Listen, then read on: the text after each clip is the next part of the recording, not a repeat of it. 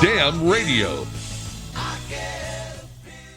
Damn Radio. That is where you are even now, listening to me, Samuel Trapp, and this is International Flavor. You can follow it on internationalflavor.com. I love it when people listen to me. You can call in at 573-746-8020, and I'd be happy to speak with you. We are at our new slot of time that I've coerced JR into allowing me to take over later in the evening. And I like it. Gives me a little bit of time to unwind and get ready for it. I have a lot of topics I want to get into today, and I got at least a week's worth of stuff to talk about. There's been so much going on. It's rather unbelievable. Where I'm going to start with, though, today, I wanted to start with a story that came out. I don't know if you saw it, if anybody watches Telegram or anybody, whatever. I think it's been put out on a bunch of different platforms that people may have seen it, of an AI robot attacking people, going freaky in a room, in a factory, on a factory warehouse floor, and you can get, and the video's only 15 seconds, 20 seconds, and it shows this. It's big as a man, made out of whatever it's made out of. Obviously, well, I hope it would come as metal, and we all get so paranoid over it because of movies and stuff. So I put together a little bit of a thought process that I wanted to spend a few minutes talking about this morning, so when you go out and you search for this stuff, there's lots of apologetic content, and I found a whole bunch of links to go through that I'm going to just throw them out there, and you can follow them yourself. And a few stories. There's a story, for example, in Korea in November of 2023, man was crushed to death by a robot in Korea. And that story, the man had been crushed by a robot after it failed to differentiate him from the boxes of food it was handling.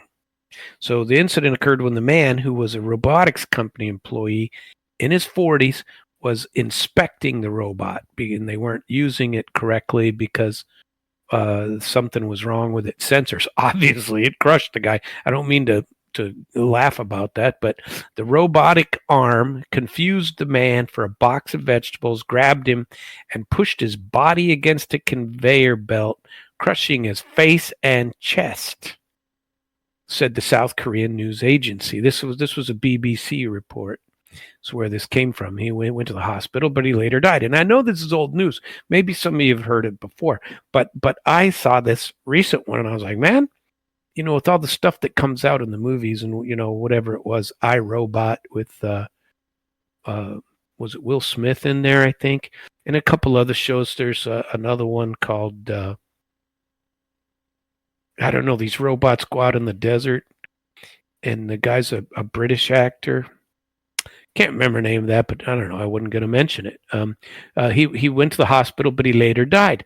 According to Yonhap, which is the country, the robot was responsible for lifting boxes of peppers and transferring them onto pallets. The man had been checking the robot's sensor operations ahead of a test run at the pepper sorting plant in South Gyeongsang province for 8 November, said the agency, and quoted the police. That the man, who was a worker manufactured for the company that manufactured arm, was running checks on the machine late in the night when it malfunctioned. In a statement after the incident, the company called for precise and safe systems to be established. You think? That's terrible. And then earlier that year in South Korea also, A man in his 50s suffered serious injuries after getting trapped by a robot while working in an automobile parts plant. And there's a bunch of stories out there. You can find a bunch of them that go. But I was trying to find one that, because this was a recent thing. And AI is real popular right now. And everything is everybody's using AI. I even use AI for a little bit, and I'm just learning how to do it. But it's something to get familiar with. But I don't know. And so I got to wondering whether there was something. We all, when we think about it, we think about those movies that I mentioned, I, Robot, whatever the other one was, and Terminator, stuff like that, where robots, Sarah Connor's going to come out and get, her son is going to be in trouble, and Arnold Schwarzenegger's going to, come and kill us all. But according to AI, okay, this is what AI told me today. There is zero credible, verifiable news from reputable sources within the past 2 years, May 2023 to May 2025, reporting an AI robot attacking its owner. Well, that's interesting because I didn't specify owner, and it didn't include that story that I found on my own. A specific claim surfaced in a post on X on May the 2nd by a user named DigiJordan, alleging that a $90,000 personal robot developed by Unitree went berserk and tried to kill its creator due to imperfect coding. Now, that's not what I saw on the video. Okay, I didn't see it going berserk and trying to kill its owner. I saw it going berserk and swinging its arm around. And it probably could have killed its owner if it got hit with that. I can't imagine that the robot is going to be too small or I don't know, not powerful enough to do it. This claim lacks corroboration from established news outlets or primary sources, and Unitree hasn't publicly confirmed the incident. And so basically, I asked whether or not AI could tell me whether there were any in the last 2 years. And it I said, and if you find anything, give me the who, what, when, where, why, how, that kind of thing. And the who said no specific individuals are identified. The unverified claim suggests a Unitree robot, but no details. The X post was published on May the 2nd, but there's nothing else in the last 2 years. The location wasn't specified, which is a problem for me. That's, leads to potential for it being a fake news sort of thing to get people commenting on it like I'm doing. The X post attributes it to imperfect coding. Well, I don't know. And then no details. There's nothing there. So basically, then it does write a pretty good article for you if you want to go and check out your AI. It'll do some pretty cool stuff for you. And this one, it basically listed a summary of what it found on the internet for me, and it said that there's public and scholarly concerns about AI robot safety. You think? I mean, none of us know what to think about that. They're selling sex robots in foreign countries that you can go buy a robot. Have you seen any of these on Chinese websites or even on American ones that are out there? And you can buy these things they cost some money, I guess, but there's some big money. So they gave us the idea of robots going berserk reflects long-standing fear, often amplified by science fiction. For example, HAL in 2001: A Space Odyssey.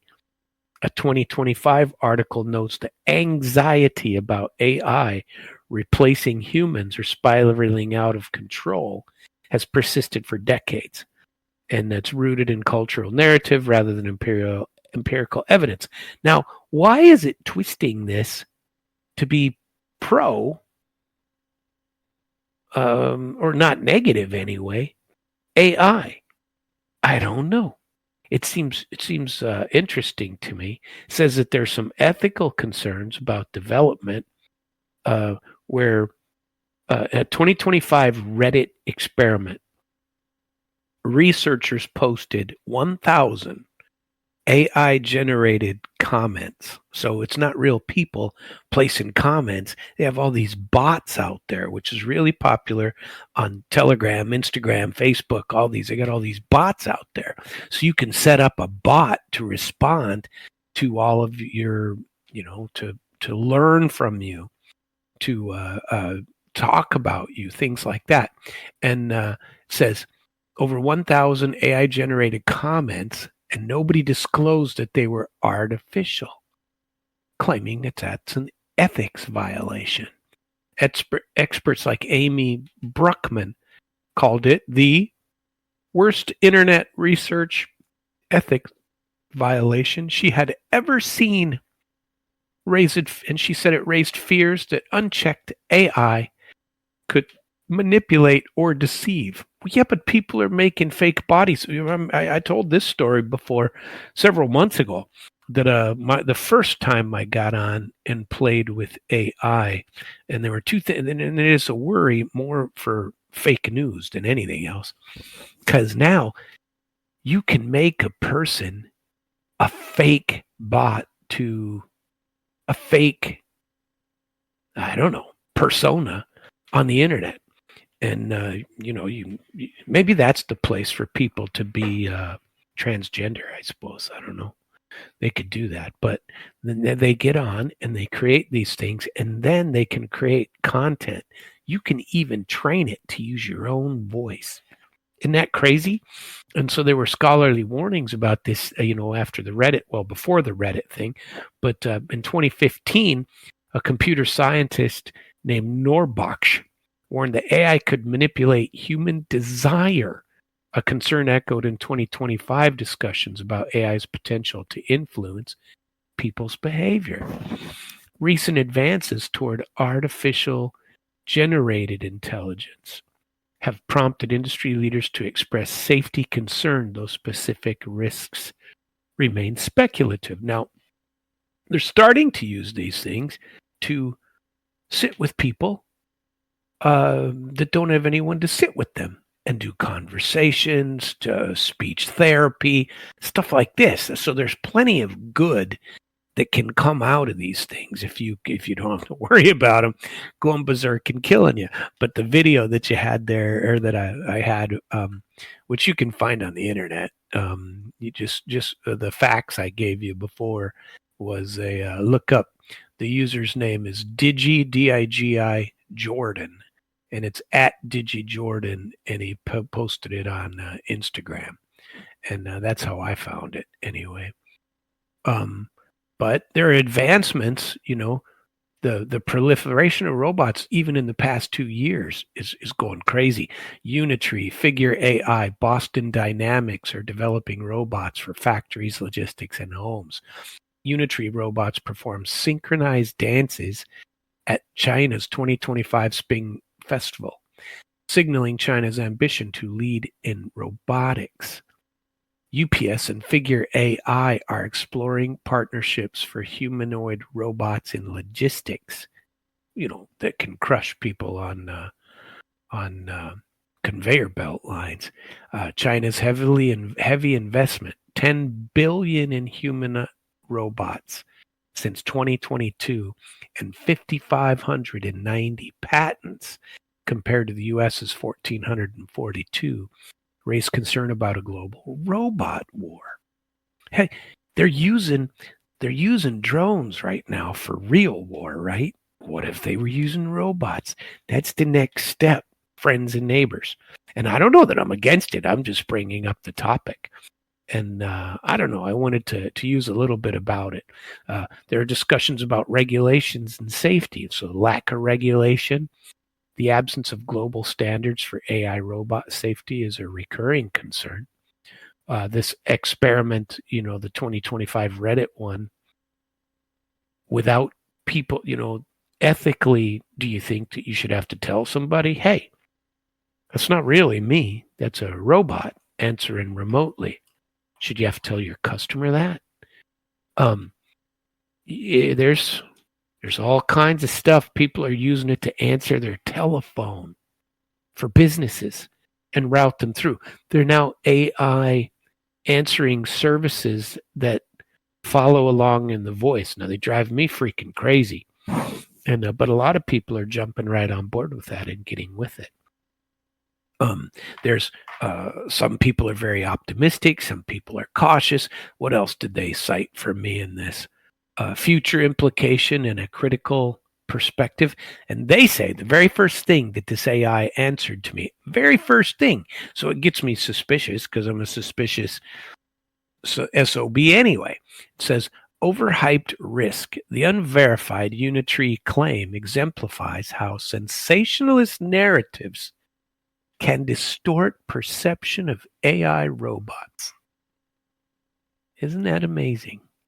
Anyway, I don't want to go too far into it. There were a bunch of sites that went out. For example, there were some AI. Let's see. Let me get the list for you.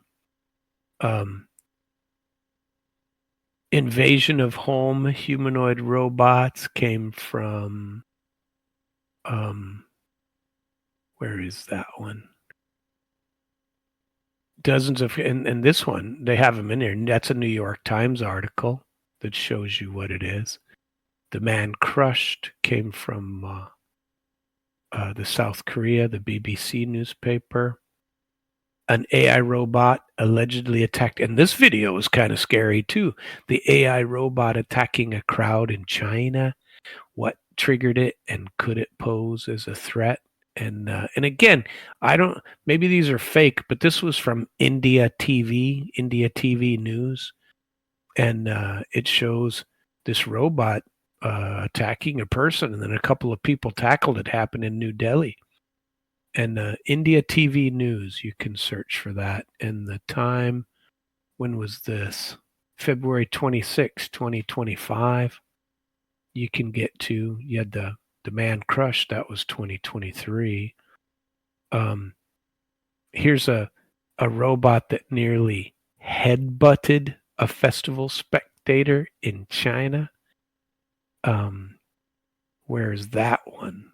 See if I can give you a link on that. That's called The Conversation. It's in the United States edition of that. And that video,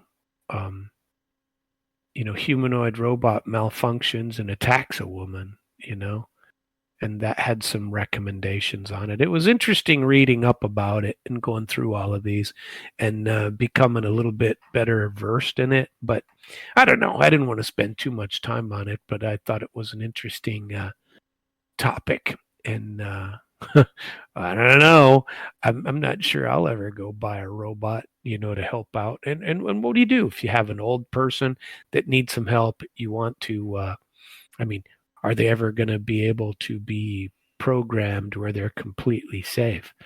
Or are you still going to have your operator headspace, as they call the error of trying to program your robot? And who programs it? Do you program it? Do you tell it what it can and cannot do? Or are there fail safes?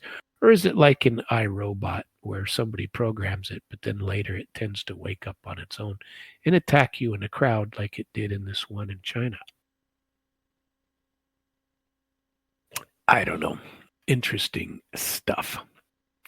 And I like it, but I don't want to read any more about it. I want to talk a little. That was, one thing I did want to talk about, but there's they also had whether or not that was fact or fiction on the AI robot attack, and the one that just happened over the 2 days ago.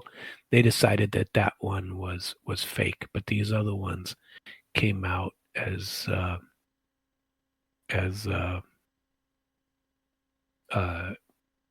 probably, well, most likely accurate. And I don't know, an interesting topic. I wanted to spend a good amount of time on this one. I've been listening to a lot of discussion, and if there's anybody that wanted to call and talk about it, I'd be happy to talk with someone about it. But I got plenty of content on it. I went and did some research over the last, I don't know, quite a few years, um, to check into this. I believe that there are corrupt judges. I believe that the judicial branch is overly powerful. I believe that something needs to be done in America to modify the judicial branch from what it is right now. I believe that if there are, excuse me, are unchecked judges running the show everywhere who are untouchable, especially on the federal level, although on the state level, in a lot of states, judges aren't touchable either, especially when you get to the appellate level. It's not like Missouri has that judicial retention, which is BS, and it's a crappy system. I've talked about that before, but now it's codified in, not codified, it's actually put in the Constitution, this judicial nonpartisan BS of judicial nonpartisan selection and retention, which is anything but. But now, and they've sold us a bill of goods about this, claiming that lawyers picking judges or the bar, the corrupt bar of Missouri, picking judges is actually better than having the public pick or having an elected governor appoint or something, have an election for everybody in a certain area. That, oh gee, there's too much local control. And maybe when they put this in place for the first time back in the 30s or 40s or whenever it was, maybe there was a lot of union corruption on both sides of Missouri, from St. Louis and from Kansas City, that was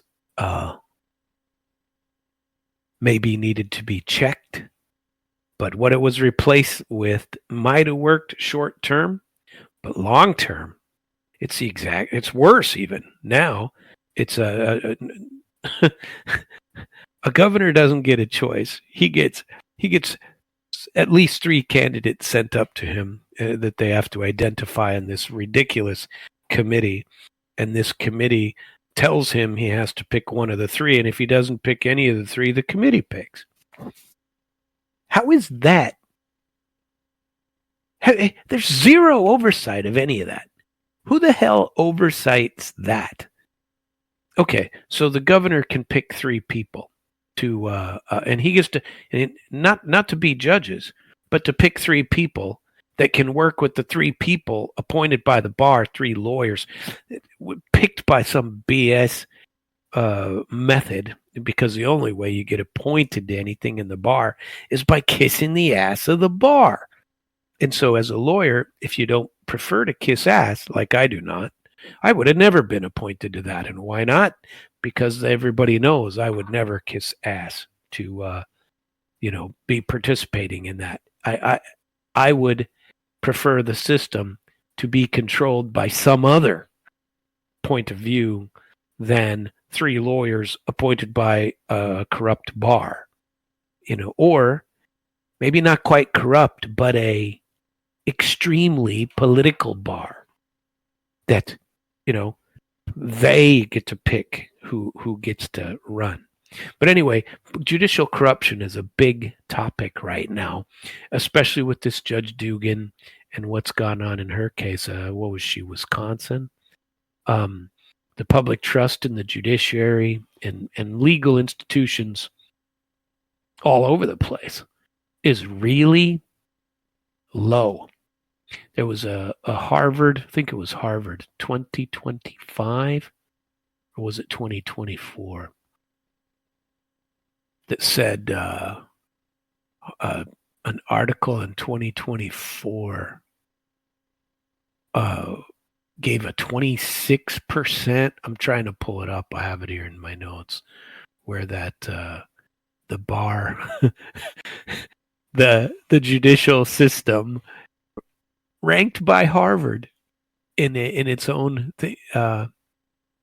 review of the system says that there's a 26% ranking or something like that. Nonsense. I tried to focus my research just on Missouri, and there's not enough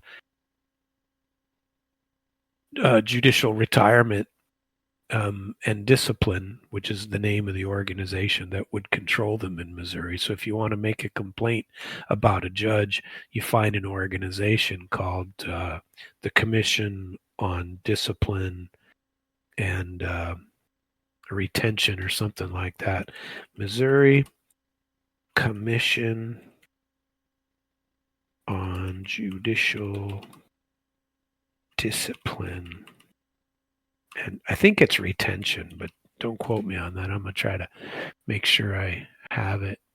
Removal. Commission on Retirement, Removal, and Discipline. And it claims, get this, their page on the Missouri Court's website says, the Commission on Retirement, Removal, and Discipline was created in 1972 when voters approved Article 5, Section 24 of the state constitution. Okay, and by the way, that says, and it's pretty short, so I'll go ahead and read it to you. This is from the Constitution, right? There shall be a commission on retirement, removal, and discipline composed of 2 citizens who are not members of the bar appointed by the governor, 2 lawyers, and here's the key right here, friends and neighbors, 2 lawyers appointed by the Board of Governors of the Missouri Bar, 1 judge of what gives them all this power? This non-agency group, the bar that runs itself, appoints its members itself, appoints the governor's board itself. And then there's 1 judge of the Court of Appeals to be selected by a majority of other judges on the Court of Appeals, and 1 judge of the circuit courts to be selected by a majority of circuit judges of the state. The commission shall receive and investigate all requests and suggestions for retirement and disability, and all complaints concerning misconduct of all judges, members of commissions, of the Judicial Commission and of this commission. No members of the commission shall participate in any matter in which he has a personal interest if a member is disqualified to participate in any matter before the commission. Then it gives a whole bunch of rules on it. Of the members first appointed, each of the citizen members shall be appointed for a term of 2 years, and each of the lawyer members for a term of 4 years. Each of the judge members for a term of 6 years, and thereafter members shall be appointed for a term of 6 years. Okay? And then they give you the rules of how you do it. This is Article 5, Section 24. Okay? So that is where that comes from. And then this commission, it says, the new article, subsequently amended in 76, established the commission as an independent state agency responsible for investigating complaints against judges in the Supreme Court. I made one time, and it was, the current commission members are listed here. Let's see if we recognize any of them all. Let's see. Judge Gary Gertner, Jr., who's the chair. Eddie A. Justice, a secretary. Heather S. Hall is a member. Judge Laura Johnson, Rebecca Leonard, and Angela M. Woodruff. Members are not compensated but may receive actual and necessary expenses. The jurisdiction, the Commission of the Jurisdiction of Missouri Judges, Court of Appeals, tells when it has it does not have jurisdiction over court employees, work comp judges, federal judges, or court commissioners. Complaints against judges shall be filed with the Office of Chief Disciplinary Counsel. Those hose bags. The scope of authority is willful misconduct, willful or persistent failure to perform duties, habitual intemperance, such as alcohol or drug abuse, permanent disability, a violation of the Code of Judicial Conduct, and conduct that brings the judiciary into disrepute. Okay? So I made one complaint against one judge in front of this committee. And what happened was, and I've told this story before, but briefly I'll tell it to you again. There was a loony of a judge who's now a federal judge that was a judge in Lebanon named Gregory Kays. And David Gregory Kays, I think, is his name. And he's now in, I could look him up on Ballotopedia real quick, but he's in the Western District of Missouri. And the guy's a nut. At least he was 20 years ago. And, he, I don't know what he had done, but I believe he was just, he had never practiced law. What he had done was become a prosecutor, then become a judge. So those type of people, I don't have he hadn't been a prosecutor all that long before he became a judge. Okay. And he was a loony of a judge. I remember him, heard stories about him requiring people to come from out of state for traffic tickets. He's one of those guys, right? That it was, by God, it was his court and he was in charge. And he's the guy that was going to hold me in contempt one time. And it was completely crap. It was just nonsense. And he listened. I was negotiating a client's was going to have her probation revoked. And she'd lived in the state of Kentucky or something like that. I want to say it was Kentucky. That she had lived in Kentucky for 10 years. She had a prison sentence of however many years. And then she had given her instead 5 years of probation instead of the sentence. And at the end of it, only because she had failed a drug screen and she hadn't paid her jail bill. Many people aren't aware that when you get out of jail, you have to pay the jail bill. You get, back at the time, it was like $20 a day or something. And so she had spent whatever it was waiting to get to make a deal. And this is how they get people to make deals. They leave them in jail. If they think they're going to run away back to Kentucky, they leave them in jail until they make a deal. So she made a deal. And the deal was the judge gave her, and it might not even have been him, who knows, might have been a different judge from before, but it was his as far as coming back to him for probation revocation. And so the probation revocation comes up. I had just had a car accident. I was in a coma for 10 days. And, but right before that, this lady had hired my office. I was with Curtis Hanrahan in Jefferson City. And this was a Miller County case. And we went to Miller County. And I forget the really nice prosecutor. I forget his name, but I always liked him. He was a nice guy, pretty easy to deal with. And we were the only two there that day. And we were trying to settle this case up. And it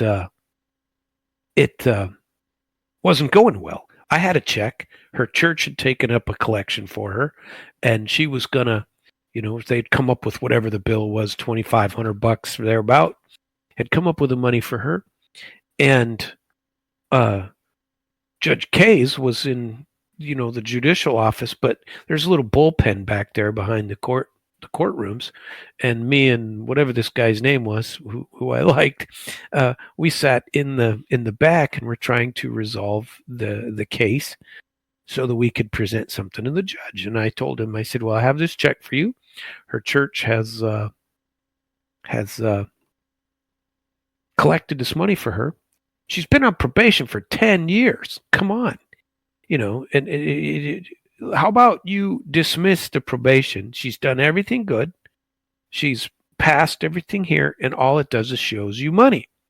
Well, if you can send somebody to prison, the state gives the county the money, right? The county jail bill gets paid, and that's so the county wants their money back, and they want to send people to prison because then they can have the money. It's the state's obligation, and the state can chase them later for their prison bill and for the county jail bill.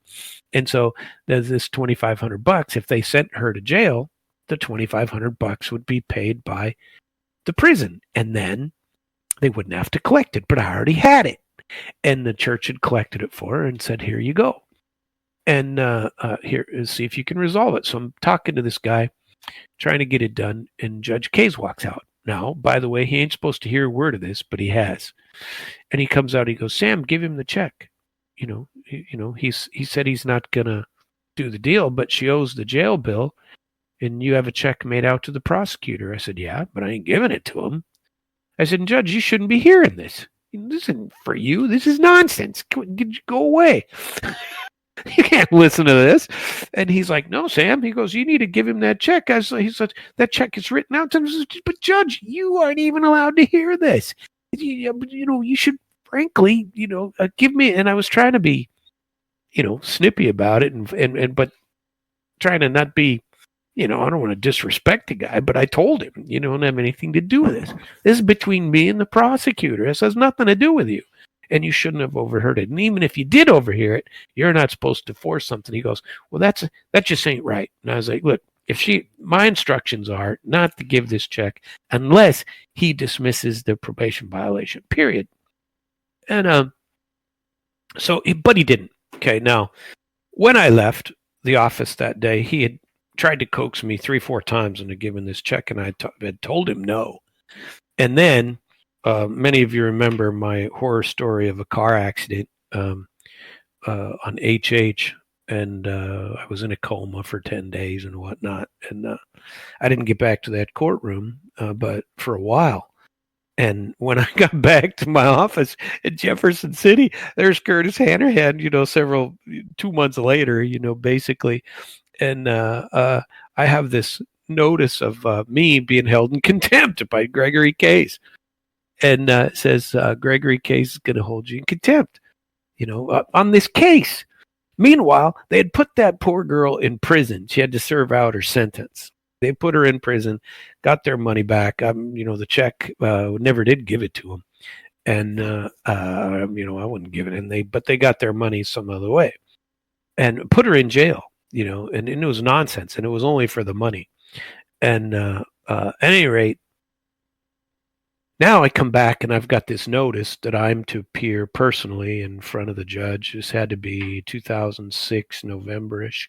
Had to appear in front of him for being held in contempt. I'm going to be, and it's called a show cause order. So this order is, the judge, when he's going to hold somebody in contempt, he has to send this order out that says you need to appear and show to me basically why I shouldn't hold you in contempt because you won't give up the money.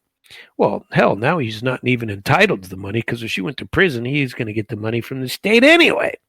But, he wanted it anyway and wanted me to give this check up, and I wasn't going to. Even if, I don't care. But at any rate, I go in the court. This time the courtroom is full of people, and he is there in the courtroom, and I come in, and I think at the time I had a ponytail. I had long hair down to my ass, and I was, I don't know, infamous, I suppose you would call it. And I go into his courtroom, and he sees me come in, and I'm 10 minutes late, because there was bad traffic in through Miller County woods, and I got there, but I wasn't all that worried about it because we knew we were going to sit there all day. There were a buttload of cases on this law day docket, but this was the only thing I had. And so I get there, and he sees me, and he goes, "Oh, Mr. Trapp, come on up." And he's playing a game, puts me out in front of everybody, and he says, "So you got my?" And I think he said something pleasant about, "I'm glad to see you made it through your car accident, blah blah blah," something like that. And then he said, "Are you here to to hand over that check?" And I said, "No." And he goes, "What?" I said, "No, I'm not here to give you a check." I said, "I'm here because you want to have a hearing. And if we're going to have a hearing, let's have a hearing." I said, "Are we on the record?" And he goes, "No." I said, "Well, then can we go on the record?" And he says, "Well, no." He said, let's go through on this." And he said, "You're not going to give the check?" And I said, "No, I'm not." And he said, "Well, why is that?" And I said, "Well, Judge, because I'm not in contempt. Frankly, if you want to hold me in contempt, here's what I say. First, on the record or in writing, besides a show cause order, because your show cause, if you want to have a hearing on it, here's what I tell you. Your show cause order doesn't say that you've ever ordered me to do anything. So let's go on the record. You can order me to do something. I can say no. Then you can issue a show cause order to say why I shouldn't be held in contempt. But you can't. You've never told me to do anything, and I'm not a party to this case. I'm a lawyer. I'm not a party. You can't hold me in contempt. But you can, but only if you tell me that I have to do something, and then I refuse to do it. So if you want to tell me on the record to give you the check, and I tell you no, I'm not going to give you the check, then you can have a contempt hearing, and then we'll have a hearing on that, and you'll make a ruling, and then if you find me in contempt, I'll appeal it. But you can't just come in and say give up this check. That's not how it works. And he goes, "So you're not going to give me the check?" And I said, "No." I said, "I believe we've had this conversation 2 months ago." I said, "Now she's in jail, I hear." And he goes, "Yeah, we revoked her." I said, "Well, then you're definitely not getting a check." At any rate, and that may have been on the record, I don't know, but at any rate, this whole story is over this stupid judicial commission on commission of discipline, retirement. What's it called again? Retirement, removal, and discipline. And so he said to me while I was standing there, he goes, "So you're not going to give up the check?" I said, "No, Judge, I'm not." And he said, "Well, I have other options." I said, "Well, you better take them then, because I don't know what you mean by that, but whatever they are, fine, take them." And, this is, how it's going to be. And so I leave. He says, dismissed, have a nice day, blah, blah, blah. And I go back to the office, and about a week later, I got from the Office of Chief Disciplinary Counsel, I got an investigation started against me, written in a letter by him saying that I hadn't turned over a check that he thought I should turn over. So I wrote a complaint about him, and I sent it in to this commission. Well, you send it into the Office of Chief Disciplinary Counsel, and they send it to this Commission on Retirement, Removal, and Discipline. And so I sent that to him. And, didn't think much more about it. And that was somewhere in the neighborhood of late 2006. And then in just not too long after that, I don't know when he was appointed. Let's see if I can find out when he was appointed a judge. Because, let's see. Judicial career. 2000. Yeah, it was a while it sat there because he got appointed in 2008 is when he, went through all of his federal to be appointed. And he was selected by George W. Bush and or appointed, nominated by him. And he went through all of that process and was a 26th Circuit judge for whatever time it was before that. And so sometime between 2007 and 2008, these these two investigations, one against me and one against him, were pending.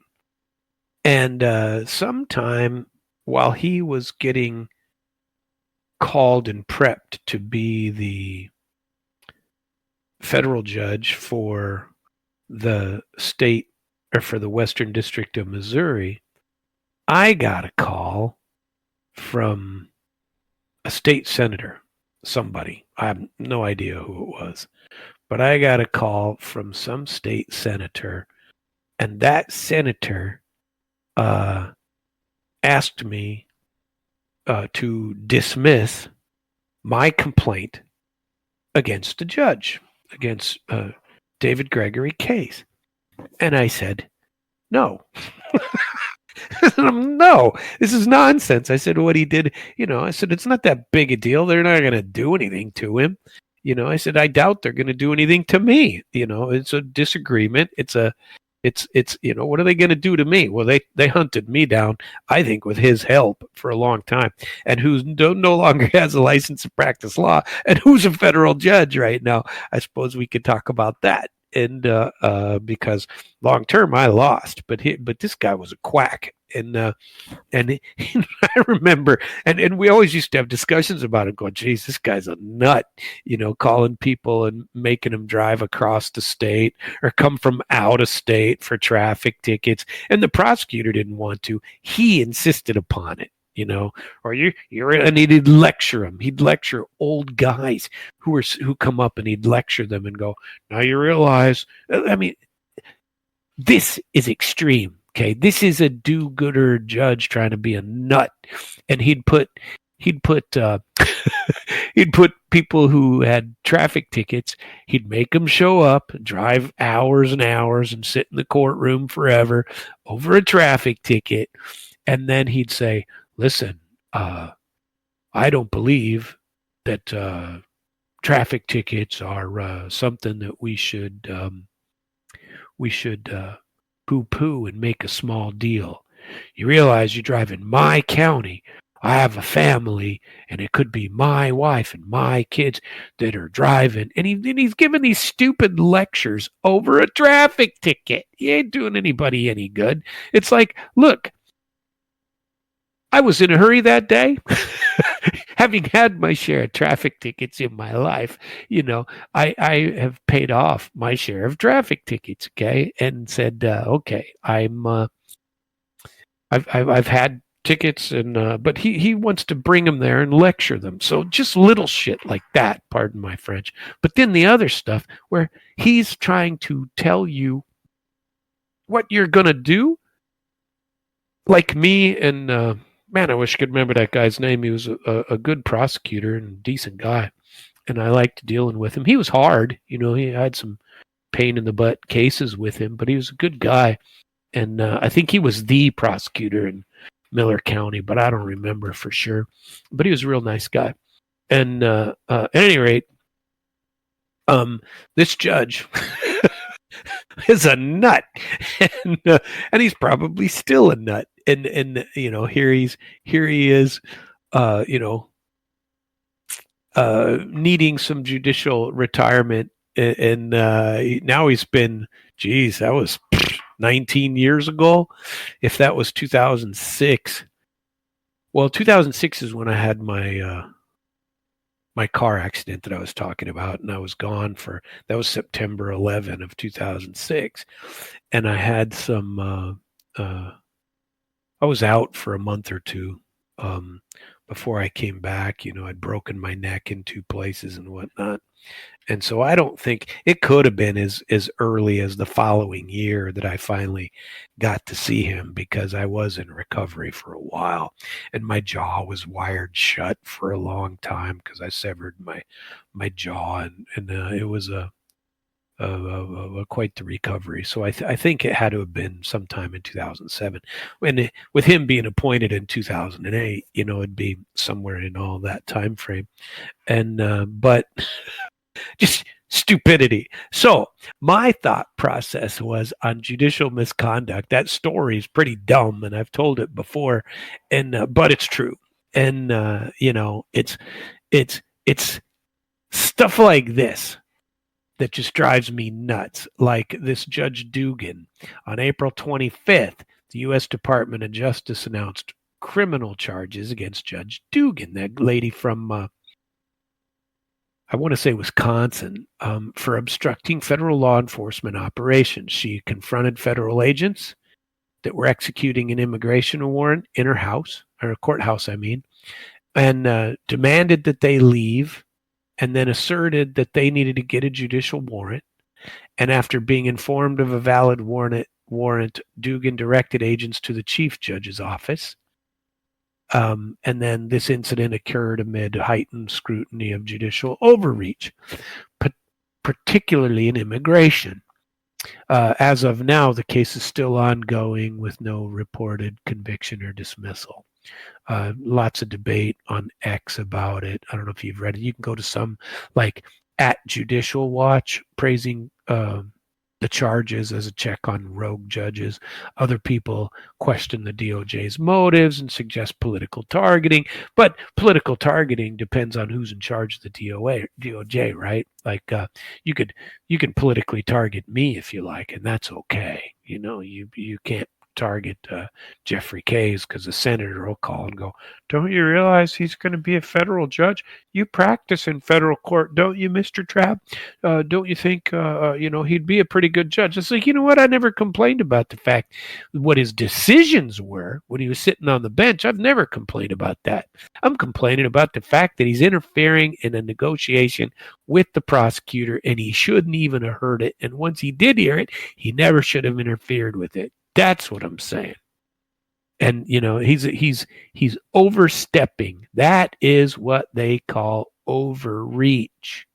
And judges aren't, they're important. I'm not saying they're not, but that's nonsense. So if you look at it, particularly in Missouri, there was we had a 2015 DOJ report that exposed systemic misconduct in Ferguson, Missouri municipal courts, where judges prioritize revenue, just like Gregory Case was doing, through excessive fines and fees, disproportionately affecting low-income and minority communities. Practices violated constitutional rights, constituting ethical corruption by prioritizing financial gain. All that she had done, all that they knew that she had done, and she had a drug screen that she failed in the first part, but all they wanted was that money. He wanted that money. He was chasing money for the Miller County.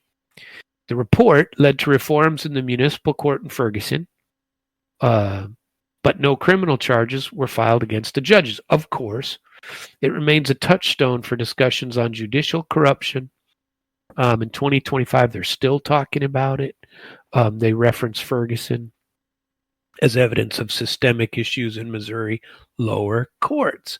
This is a lower court. It's a county court with Case, and look who's a federal judge. Relevance in 2025. Okay, while it's 10 years old, Ferguson's legacy informs current reform debates, particularly around accountability and judicial ethics. What in the world is this nonsensical Commission on Judicial Retirement and Discipline? That is nuts. There ought to be something else. Because who's going to run it? The judge? A judge is not going to penalize another judge. I'd like to see how much exact there was. Maybe we could do a sunshine request and see what they've actually done. There's nothing public, or it would have come out in my search that I would have seen. That how many come out? Very little comes out. I thought it was all supposed to be public. And how do you make a state agency out of that? Nonsense. There's a guy named Joseph B. Williams, judge.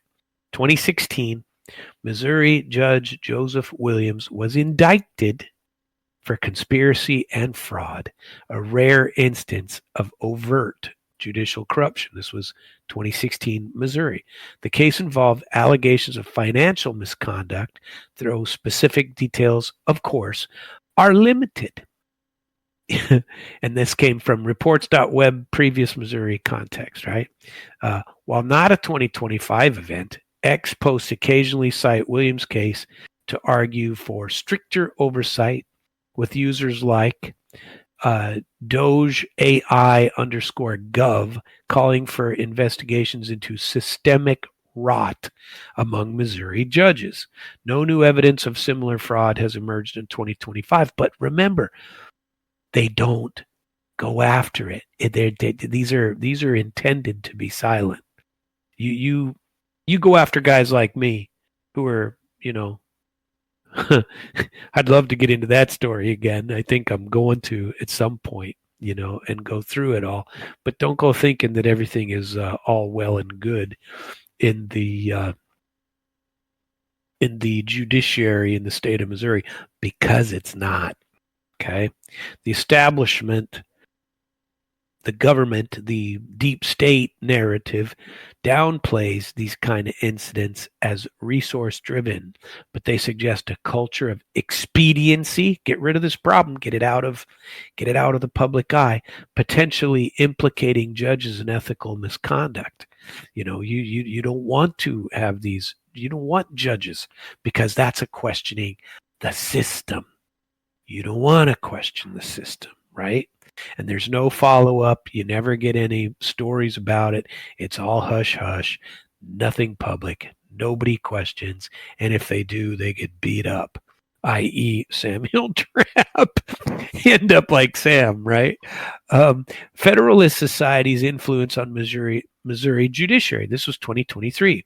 A 2023 ProPublica report cited in an ex post by a guy named Eric Garland alleged that the Federalist Society exerted significant influence over Missouri's state judiciary using gangster, bloody knuckle tactics to shape judicial appointments.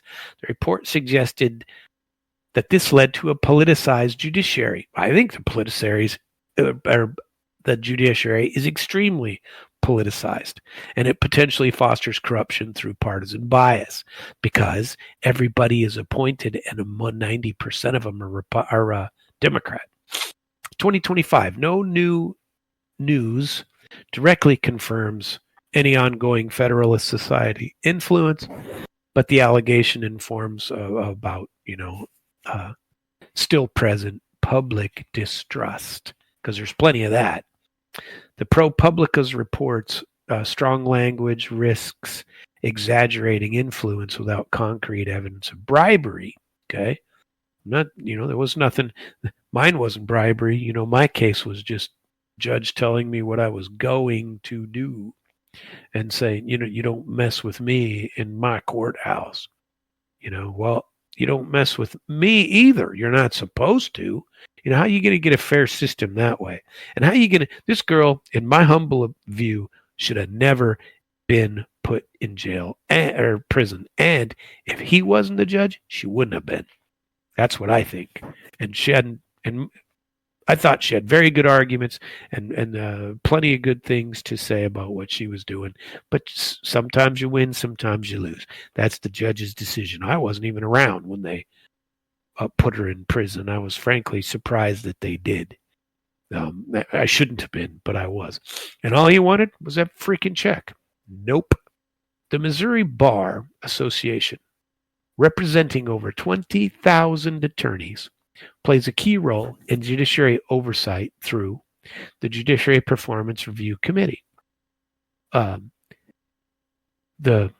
Missouri Performance Review Committee in 24 and 25, the committee reviewed 71 judges, including Supreme Court, Court of Appeals Circuit, and Associate Circuit, and found that all met performance standards per Supreme Court Rule 10.55.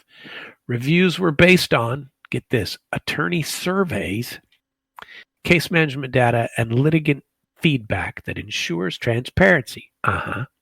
No new reviews have been reported since October 2024. The next election cycle is 2026. The committee's website provides public access to 2024 findings, emphasizes its commitment to accountability. No 2025 news allege misconduct by the committee or the Missouri Bar in conducting reviews. The committee's independence from the judiciary, I don't believe it's independent, as emphasized by Chairman Tucker, counters any claim of bias. The committee's unanimous approval of all judges raises questions about whether there's any rigorous review, as no judge is flagged despite public concerns about misconduct. However, the process aligns with the American Bar Association standards, suggesting the procedure is fair. Lack of specific misconduct allegations against the bar strengthens its credibility, which, in my view, there should be none. But public skepticism on X suggests a perception gap. All right, there's something called a Theodore McMillan Judicial Excellence Award. Okay, and the activity for this, in September 2024, the Missouri Bar honored Judge Craig Carter and Judge Lisa White Hardwick with the Theodore McMillan Judicial Excellence Award for their integrity and leadership in advancing justice.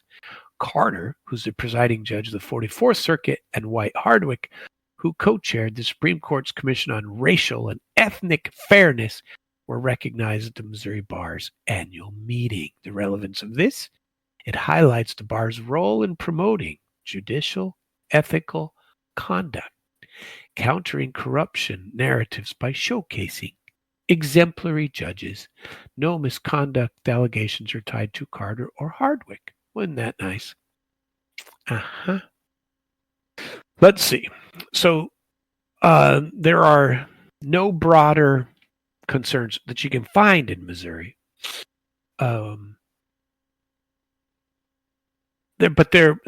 claims that there are systemic issues in Missouri. 2015 Ferguson, 2019 public defender ethics violations highlight systemic pressures, revenue-driven courts, underfunding of public defenders, which is rampant. They don't give them enough money at all. That can foster ethical lapses, though not always criminal corruption. These issues persist. Low trust. Here it is. Here's where I found the percentage in my notes. Low trust in Missouri's judiciary, as amplified by X sentiment calling for accountability, aligns with the national trend. 26% trust in government and the judiciary. 26% when people are asked if they trust the government or the judiciary. This is a Harvard Law Review 2024. 26%. High-profile cases like this Dugan chick in Wisconsin exacerbate this problem. No Missouri-specific legislative actions to limit judicial power, term limits, ethics codes are reported in 2025. But there are national efforts like the CERT Act, S-C-E-R-T, the Term Act. But the Missouri Bar, of course, is resisting both of those. Now, I pulled these up, but I have to remember where they are. Give me just a second, and I can tell you a little bit about these, because I believe they are important for people to get behind. The CERT Act is a Supreme Court Ethics, Recusal, and Transparency Act, aims to increase ethics and accountability within the court. And the Term Act, Tenure, Establishment, Retirement, Modernization, focuses on implementing term limits for justices. Now, I don't believe these are tied only to Missouri, but the CERT Act is to improve ethics and transparency of the Supreme Court by requiring a code of ethics, establishing a mechanism for investigating violations, and increasing disclosure requirements. Key provisions: requires the Supreme Court to adopt a code of ethics for judges, because there isn't one. Create a mechanism to investigate alleged violations of that code of ethics. Improve disclosure and transparency when a justice has a connection to a party or amicus before the court, and require justice to explain their recusal or denial of a recusal motion, because a lot of times they don't have to do that. I'm telling you, I want to see some of these. I want to see something. Term limits, I think, would be a big deal. This is really frustrating, especially on the federal level. And I tried to focus it mainly on Missouri, but the federal level is just as big a deal, and it's troubling to me that there's not enough there. Let's see. I think it would behoove people to follow Judge Dugan's case in the Wisconsin court, federal court, and engage with the Missouri, follow the Missouri bar, review judicial performance reports, go to those oversight committees, send some letters to them, collaborate with national groups. There are several groups like PRU, which I forget what that acronym stands for, or Alliance for Justice, which advocate for judicial ethics reform applicable to the states. Okay. Now, I think Missouri is corrupt. Okay. What they did to me is absolutely corrupt. And I plan to go into a little bit more of that, here and on my program, and make sure that people know where it is, because I got boned no matter how you slice it. And not that I didn't do anything wrong. I always try to talk about that. But the Supreme Court of the United States didn't even look. The Supreme Court of the state of Missouri responded to my requests, my lawsuit, basically, in front of the Supreme Court, my discipline case, in one word. How in the world? 7 judges in a room can't agree without 10,000 words what they're going to get for lunch if somebody's ordering lunch. But if you're going to exclude Samuel Trapp from the practice of law, all 7 judges can just say no. 0 discussion, 0 explanation, 0 what you can do to repair that. And they let it go on for 2.5 years. The last time. First time was like 18 months. So if you want to exclude somebody, all you got to do is go to the Supreme Court of Missouri and leave it sit out there for 2.5 years. It's nonsense. If they did that to any other license of any kind in the state of Missouri, it took them that long to investigate it, I guarantee you the Supreme Court of Missouri wouldn't allow that. Wouldn't allow the executive branch, who grants all of the licenses in the state, wouldn't allow the executive branch to delay somebody's answer on a license for 2.5 years, or even for 18 months, or even for 3 or 4 months, outside some huge reason why. But they basically wait out those they do not want to practice law in the state of Missouri. First, they cock up all their history by having corrupt, what do you call it?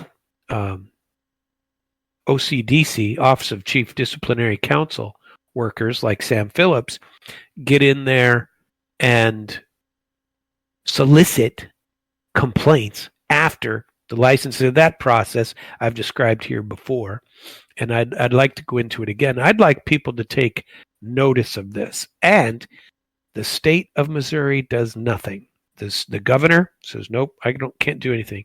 The House of Reps, the senators, 0, nothing.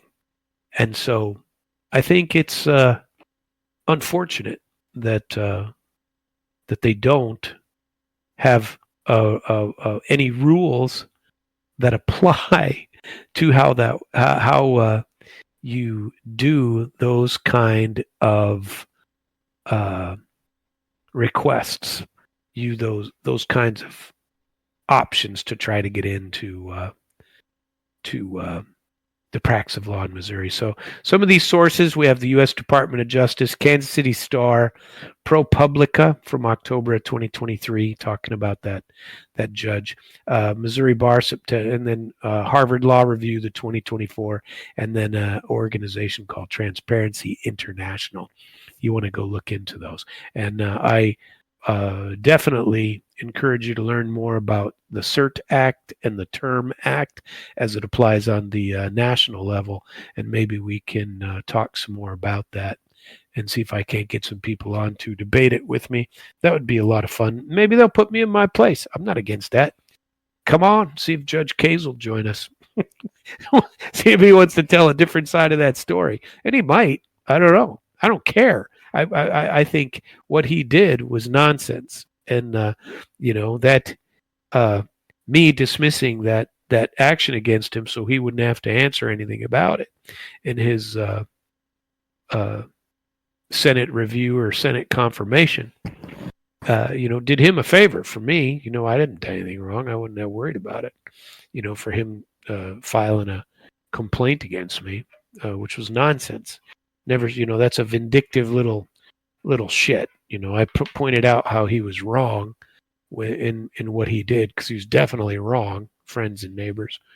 And I have a bad habit of standing my ground. And you're not allowed to stand your ground against certain people like him, like Sam Phillips, like the Supreme Court of Missouri. Needed to take that. We're going to change topics, focus up a little bit. So all of you may be aware right now of the Zelensky and what he has said about, and I can't go a full day without talking about something on the Ukraine side, yes?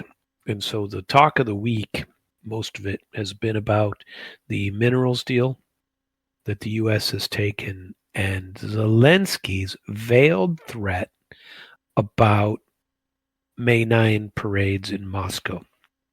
Okay, I've followed up a lot on this, and I'm going to talk about this a lot this entire week. There's more news coming every day on this topic, and we're gonna talk some more about it. But whatever he's doing, what he's saying, and his veiled threat of violence, basically what he says is this: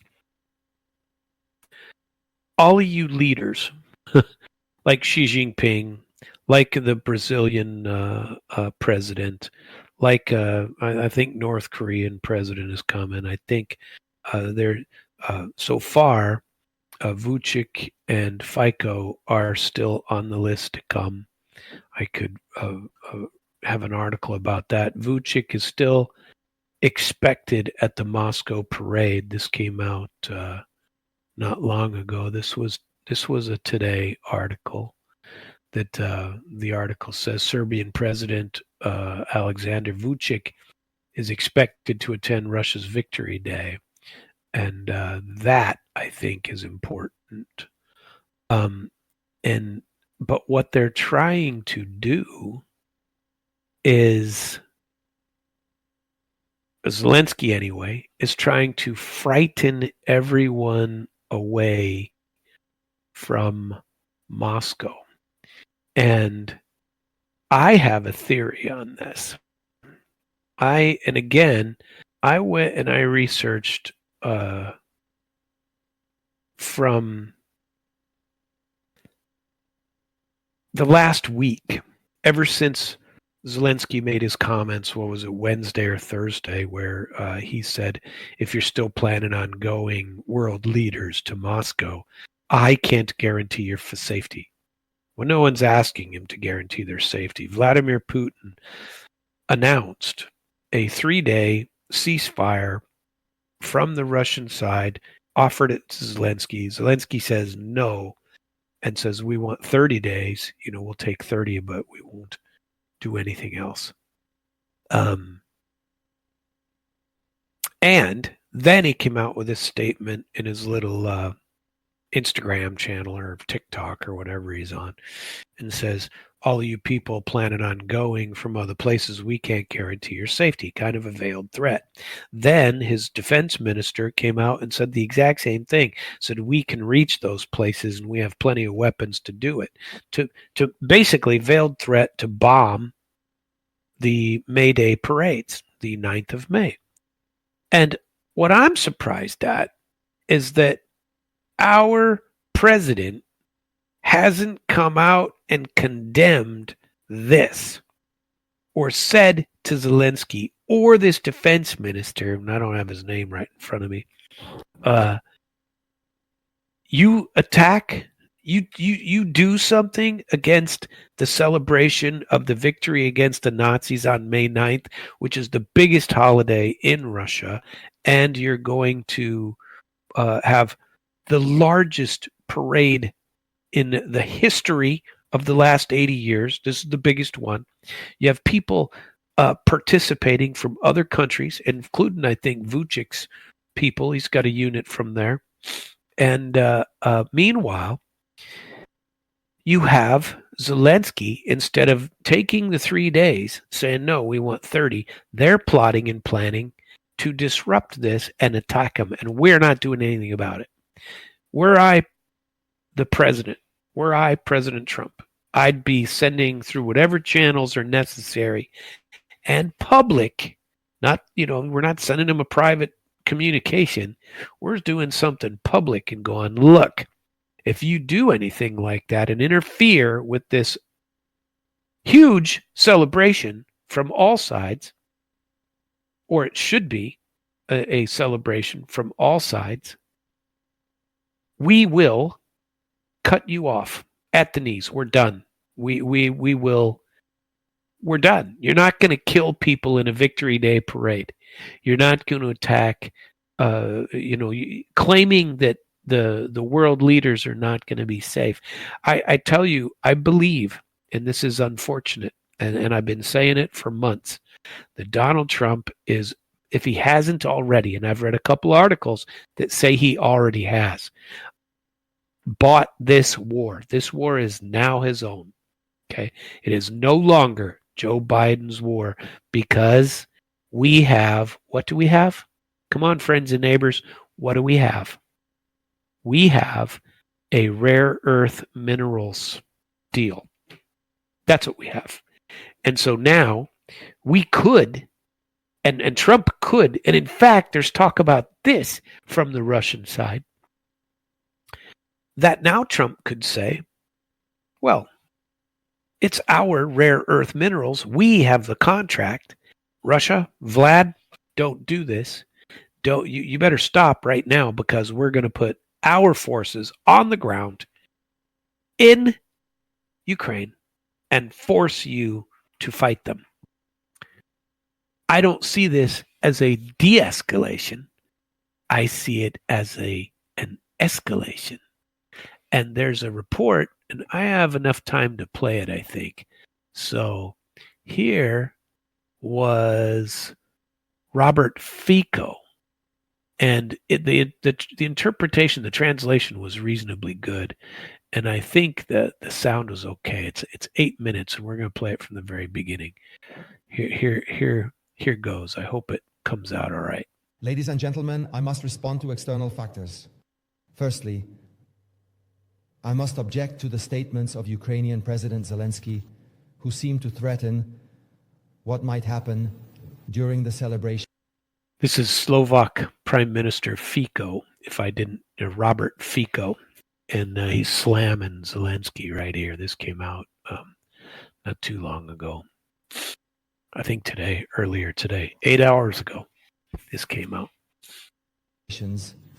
Of the victory over fascism on May 9th in the Russian Federation. This is unprecedented. To me, it's simply laughable, as if Mr. Zelensky is sending us a message. I'm a small player, it's not about me. And he's sending messages to the Chinese president, to the Brazilian president, to presidents and heads of state and prime ministers from countries with hundreds of millions of inhabitants, saying, don't go there. Beware, because we, Ukraine, will do something to you.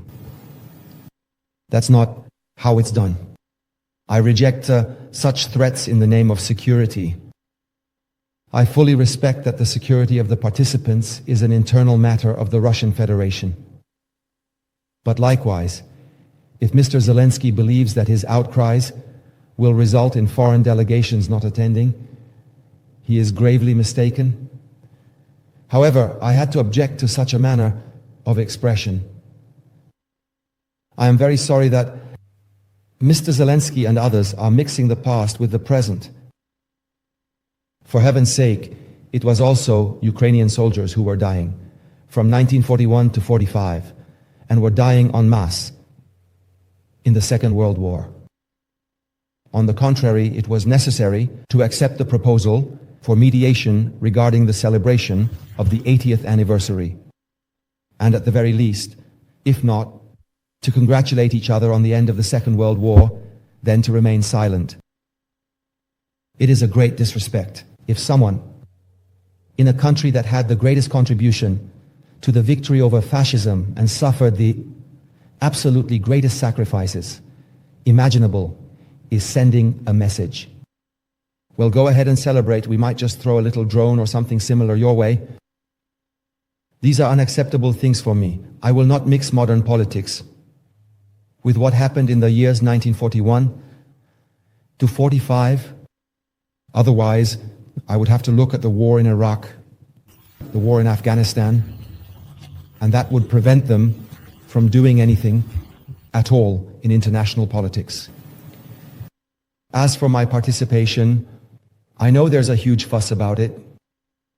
I would recommend to Mrs. Kalashova, and others to focus on more serious issues than whether I will or will not attend the 80th anniversary celebrations. I'm simply going to the 80th anniversary celebrations, but I will also tell you some amusing stories about how some European Union member countries don't want to allow the government plane to fly over. These are embarrassing matters. It's embarrassing. If you want to fly over the territory of the European Union to somewhere, and they tell you no, you cannot fly over us. Can you imagine what I'm talking about now? Where have we ended up in terms of international relations? I will allow myself to say 2 sentences regarding the internal matter in Ukraine, and that is the agreement on the use of mineral resources, which was officially signed in only one version. But it seems that there are 3 agreements that discuss the implementation of the basic agreement and the conditions. The agreement between the United States and Ukraine is a matter for the Ukrainian leadership. What kind of treaty?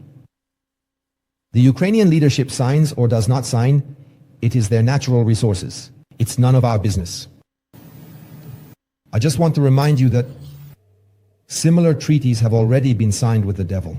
If Slovakia strategically controlled power plants, gas companies, and everything today, we would live completely differently.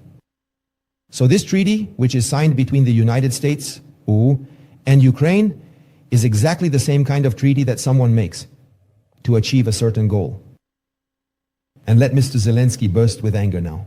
I know why he signed it. Mr. Zelensky bought himself a war. Mr. Zelensky is very keen on continuing the war and thinks that with this treaty, if he signed it, it's as if he has subdued the United States in peace efforts, which American President Trump made so clear from the first day of his office. It's their decision. But in my opinion, this treaty, ladies and gentlemen, this treaty, you know, as my words often come, means that the war continues and can last for a very, very long time, and may also lead to an escalation of tensions. And therefore, I regret that at least such a small offer, like a ceasefire, from the 8th to, let's say, the 11th of May, on the occasion of the celebrations, which was proposed by the Russian administration, was not respected. I would like to remind you that this is a war in which people are dying, and it is a war that I, unlike your newspaper, unlike many opposition politicians, have been rejecting from the first day. I have been rejecting it from the first day, and from the first day, I have been calling for peace negotiations to begin. Already in April 2022, when this war began, there were peace agreements on the table, which Ukraine, however, did not sign under the pressure of Western allies, because they thought This war would serve to weaken the Russian Federation. I will not get into a dispute with you now, but I would have to ask, did you write about Odessa from May 2nd, 2014?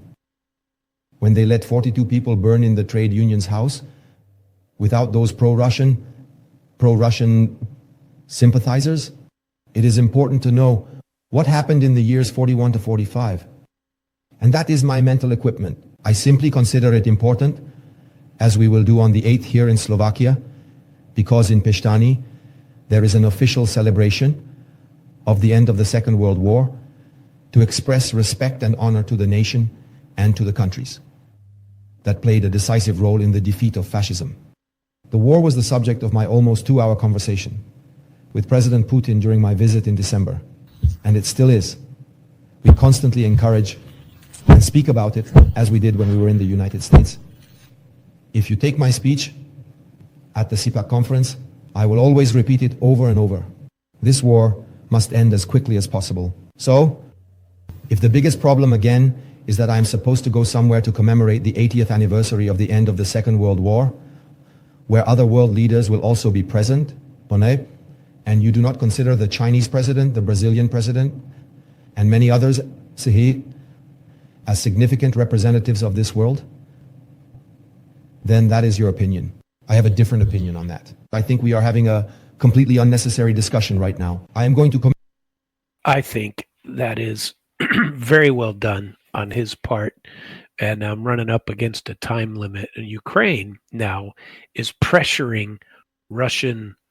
They're sending, over the last few days, they've sent hundreds and hundreds of drones into Russia, hundreds and hundreds of missiles.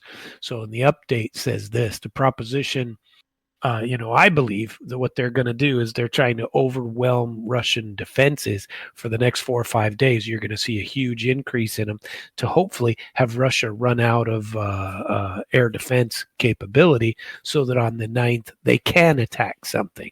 And so on May 4th in Novorossiysk, they shot down 2 Su-30 jets with sea drones. It's a high escalation. On May 3rd, 255 drones, 12 missiles.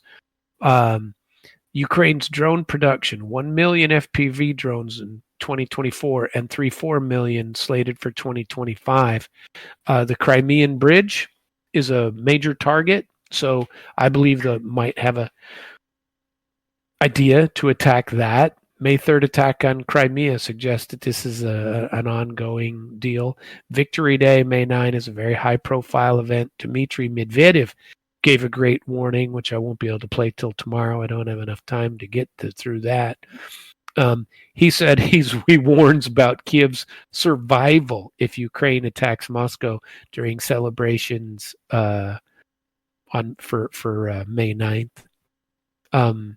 Zelensky says, no, we need a 30-day ceasefire, and that's that.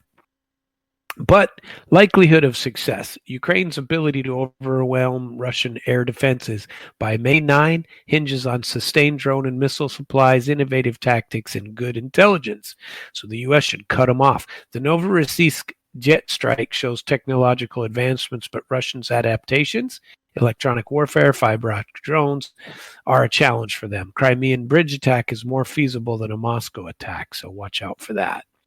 And then that's about it, friends and neighbors. Hope you join me again tomorrow night. Hope you enjoyed the show. My name is Samuel Trapp. You've been listening to International Flavor. I had something I wanted to do. Listen to this. Oh, yeah. How about this? How about the golf clap? Yay. And then let's play a sad horn. I don't know how that has anything to do with anything I'm doing, but I wanted to play that just because I found him. How about the air horn? Or crickets? And then, last one. There you have it. So I will be in again tomorrow night, 9 p.m. New time for the show is 9 p.m. You can always get on internationalflavor.com and listen to all the old shows. You can call in for any of the shows. Write down the number if you'd like. 573-746-8020. Get on damradio.com/schedule and listen to all the other great shows on our station. Please continue to tune in, and we're very appreciative and happy to have you. Have a very good evening. I'm out.